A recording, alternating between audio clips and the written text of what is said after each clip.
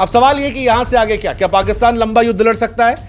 जवाब है नहीं। पाकिस्तान की लंबा युद्ध लड़ने की हैसियत नहीं है। वो युद्ध का ख्वाब नहीं पाल सकता क्योंकि उसकी अर्थव्यवस्था कर्ज और भीख पर चल रही है। 2024 में जहां भारत रक्षा डॉलर पर 86 अरब डॉलर से ज्यादा खर्च कर रहा था तो पाकिस्तान उसका 1/10 चल रहा था।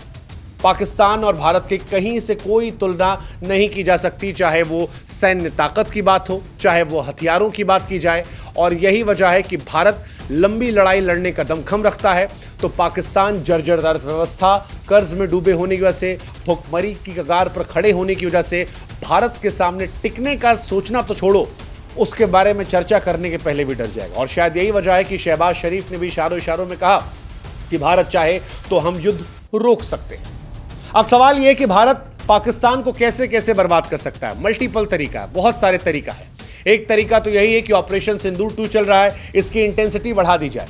भारत और पाकिस्तान में अगर युद्ध होता है तो कोई तुलना नहीं है। भारत के पास 14.44 लाख जाबाज सैनिक है। Rafale, Sukhoi 30, MKI, T-90 Bhishma tank, BrahMos मिसाइलें जैसे हैं।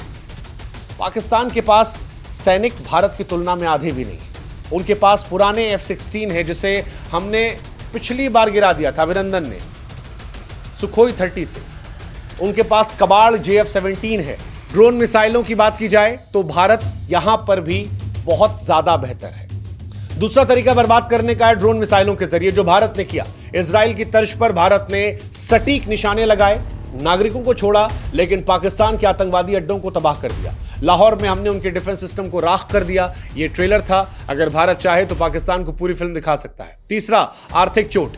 भारत ने सिंधु जल संधि को बंद कर दिया है। आज फिर अनाउंसमेंट हुई है कि पाकिस्तान के साथ म्यूजिक, क्रिकेट, व्यापार या किसी भी लेवल पे कोई रिश्ता नहीं होगा। पाकिस्तान के टीवी चैनल्स इंडिया में बैन किए जाएंगे, पाकिस्तान के वेब सीरीज बैन किए जाएंगे। कहीं से भी पाकिस्तान हिंदुस्तान से 1 रुपया ना कमा पाए, इस बात को सुनिश्चित करने का भारत ने मन बना लिया है, जो पाकिस्तान को धीरे धीरे भुखमरी कगार पर लेता जाएगा। इसके अलावा आखिरी तरीका हो सकता है कूटनीतिक दृष्टिकोण पर। भारत ने P5 देशों UNSC को ऑपरेशन सिंदूर 2 की हकीकत बता दी और अब पाकिस्तान दुनिया में अकेला है।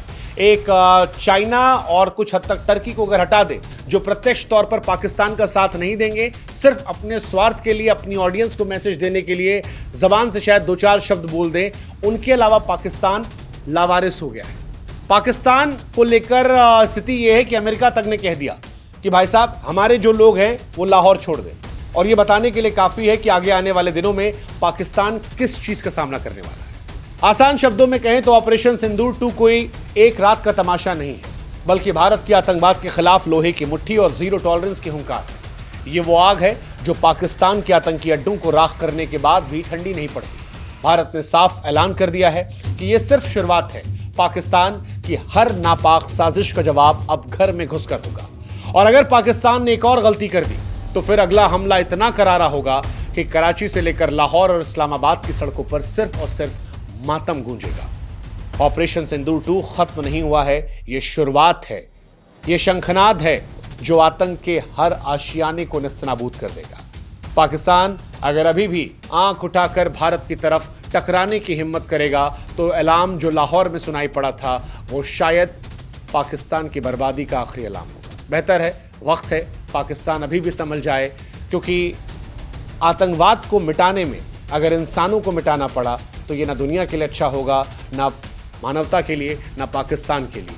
आशा करते हैं कि पाकिस्तान अपनी आवाम के बारे में सोचकर इस बात का एहसास करेगा कि अब आतंक को लेकर सरेंडर करने का वक्त आ गया है और भारत में दोबारा कभी ऐसा ना करने की बात समझने का भी वक्त आ गया है। जय हिंद, जय भारत, नमस्कार।